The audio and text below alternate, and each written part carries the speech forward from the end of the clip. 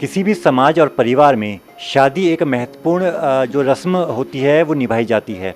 इस दौरान जो शादी वाला परिवार होता है वे अपने सामाजिक प्रतिष्ठा को बरकरार रखने के लिए कई सारी चीज़ें करता है, लेकिन अब समय के साथ साथ जो सामाजिक प्रतिष्ठा की जो बात हम कहते हैं उसमें शराब ने अपनी जगह बना ली है। आज आलम यह है कि पहाड़ों में गरीब से गरीब तबके में भी अगर शादी होती है तो शादी की एक रात पहले जो मेहंदी की रस्म निभाई जाती है उसमें लोग अपने मेहमानों को शराब परोसते हैं। इस शराब के खिलाफ पिछले 2011 से शामपुर में रहने वाली कुसुम जोशी ने लगातार अभियान चलाया हुआ है। इस दौरान ये जो भी परिवार में शादी होती है वहाँ जाके उन लोगों को जागरूक करती हैं और कहती हैं कि शादी के दौरान वे शराब ना परोसें, बल्कि उस दौरान अगर वो मांगल गीत का आयोजन करवाएं तो वे हमारी संस्कृति का भी एक बहुत बढ़िया सूचक होगा। इस समय हमारे साथ शराब के खिलाफ आंदोलन कर रही कुसुम जोशी जी हैं। कुसुम जोशी जी, पहले तो बहुत बहुत आपका स्वागत कि आप न्यूज़ 18 लोकल से बात करने के लिए। बहुत बहुत धन्यवाद आपके चैनल का भी और सभी दर्शकों का जो हमें देखेंगे। और सबसे पहले मैम ये जानना चाहेंगे आपसे कि ये कौन सा ये प्रयास है जो आपने शुरू किया है और इस प्रयास का क्या उद्देश्य है? क्या आप शराब प्रदेश में बैन कराने को लेकर आंदोलनरत हैं या सिर्फ केवल आपका जो उद्देश्य है वो शादियों में जो रस्म होती है उसमें शराब ना चले, इसको लेकर? देखिए, मैंने 2010 से शामपुर जो हमारा क्षेत्र पड़ता ऋषिकेश में, वहाँ से एक शुरुआत की थी। तो सबसे पहले मैंने शुरुआत अपने परिवार से की। मैंने अपने हस्बैंड से कहा कि मैं ऐसा काम करने जा रही हूँ समाज के लिए और आपको मेरा सहयोग करना पड़ेगा। सबसे पहले आपको जो मेहंदी में जो लोग शराब परोसते हैं वहाँ आपको नहीं जाना, मेरा आपसे निवेदन है। अगर आप मेरा सहयोग करेंगे तो मैं ये काम को आगे बढ़ाऊँगी। तो मैं धन्यवाद करूँगी अपने परिवार का जिन्होंने मेरा सहयोग किया।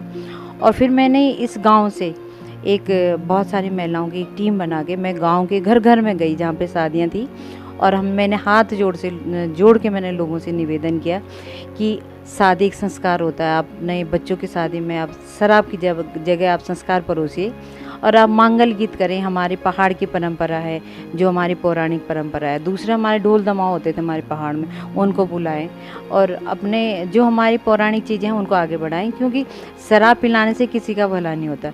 एक तो लोग अपनी मेहनत का जो पैसा होता है उसमें बर्बाद होता है। और गरीब से गरीब परिवार मैंने देखा है, ऐसे लोग मेरे पास आते हैं जिनके पास यहाँ तक कि उनके पास ऐसी समस्या होती है कि हमारे पास इतना पैसा नहीं है कि हम शादी में शराब पिलाएं, लेकिन महिला शक्ति तो हमारे साथ खड़ी होती है, लेकिन पुरुष समाज कहीं ना कहीं पीछे हो जाता है।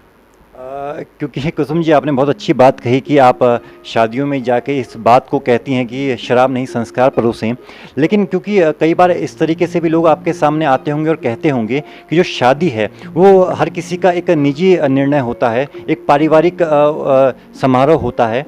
तो उसमें अगर कोई अपनी स्वेच्छा से अपने मेहमानों के लिए कुछ करना चाहता है, वो करना चाहता है, तो उसमें क्या आपको ऐसा लगता है कि आप दखल दे रही हैं उस चीज़ में? देखिए, मेरा मानना ये है और जो मेरा जो काम करने का तरीका है, मैं निवेदन के साथ काम करती हूँ।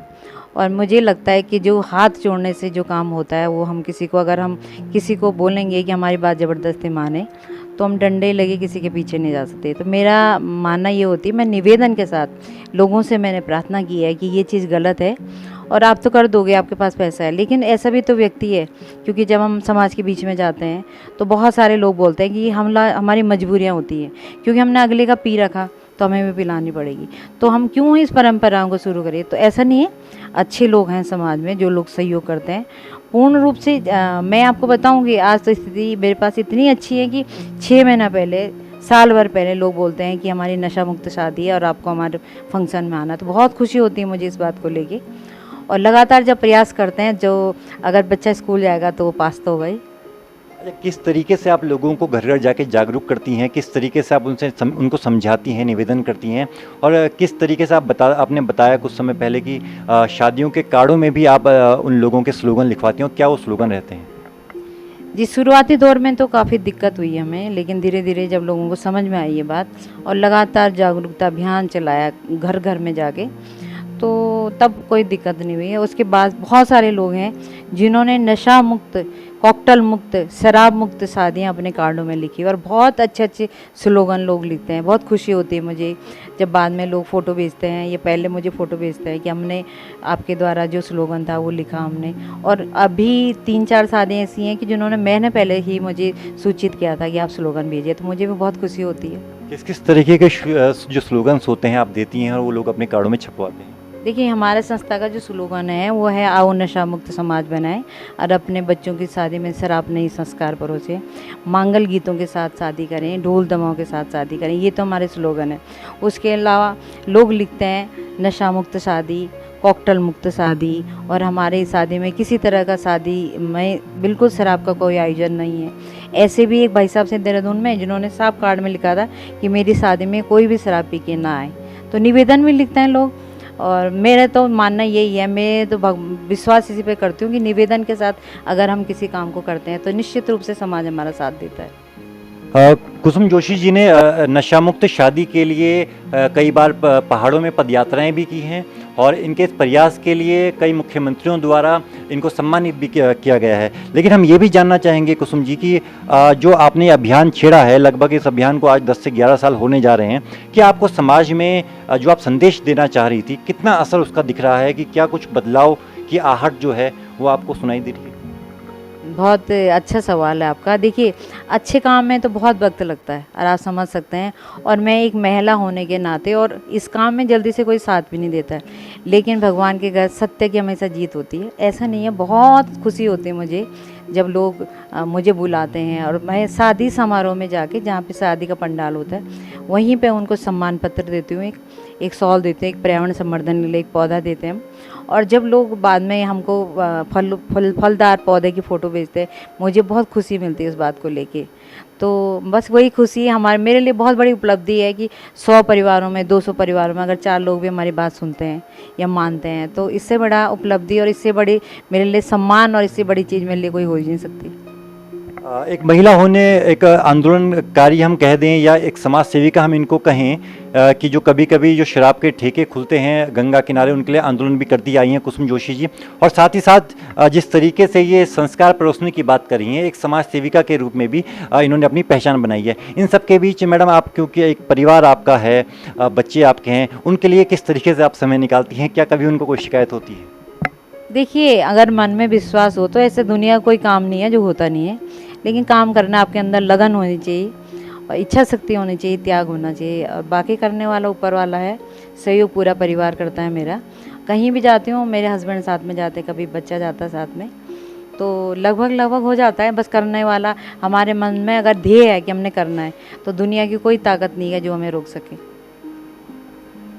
कुसुम जोशी जी ने जो प्रयास किए हैं, इसका जो असर है वे कई लोगों में आज दिखाई दे रहा है। हम आपको सुनाते हैं एक ऐसे ही शख्स की ज़ुबानी जो अब जिनकी कुछ दिनों बाद शादी है, और वो बताते हैं कि उनकी शादी में उन्होंने साफ साफ ये लोगों से कहा है कि कोई कॉकटेल नहीं होगी, कोई शराब नहीं परोसी जाएगी। मेरा विवाह 2 दिन बाद है और मेरी शादी भी नशा मुक्त है, और मेरे पिताजी ने अपनी 4 बेटियों की शादियाँ नशा मुक्त की है, और ये प्रेरणा मुझे अपने पिताजी से भी मिली है, और एक समाज सेविका श्री कुसुम जोशी दीदी जी है, ये प्रेरणा मुझे उनसे भी मिली है। और मैं हर युवाओं को और हर परिवार को एक संदेश देना चाहता हूँ अपने माध्यम से कि अपने घर में कोई भी शुभ विवाह कार्यक्रम हो, वैवाहिक कार्यक्रम हो, इसको नशा मुक्त कीजिएगा, ताकि आपका जो कार्यक्रम है वो बहुत अच्छा हो। बिल्कुल, अगर मेरे वैवाहिक कार्यक्रम में कई लोग, मेरे जो युवा साथी वो भी काफ़ी नाराज़ हैं कि सुमित तुम्हारी मेहंदी है और हमारे उसमें नशा कॉकटेल पार्टी नहीं है, तो मैंने उनको कहा कि मेरे घर में नशा नहीं है, लेकिन आपका बहुत स्वागत है, और प्रीति भोज के लिए, राजमुखी दाल चावल खाने के लिए मैं आप सभी का स्वागत करता हूँ, लेकिन नशा के लिए मेरे घर पे पूर्ण रूप से प्रतिबंधित है। तो ये थी हमारे साथ कुसुम जोशी जी, जिन्होंने बताया कि किस तरीके से वे समाज में एक परिवर्तन लाने का प्रयास कर रही हैं। एक महिला होने के बाद जिस तरीके से उन्होंने बताया कि उनको परिवार और समाज का साथ मिल रहा है, हम उम्मीद करेंगे कि उनसे प्रेरित होकर कई सारी ग्रामीण महिलाएं उनके साथ जुड़ें और इस काम में अपने परिवार के साथ और समाज के साथ एक मिलकर एक परिवर्तन लाएं, जिससे जो शराब की जो परंपरा है उसमें कहीं ना कहीं कमी आए और लोग जागरूकता के साथ इस चीज़ से परहेज़ करें, जिससे एक समाज और संस्कार दोनों बचे रहें। उत्तराखंड के ऋषिकेश से मयंक कधियानी, न्यूज़ 18 लोकल के लिए।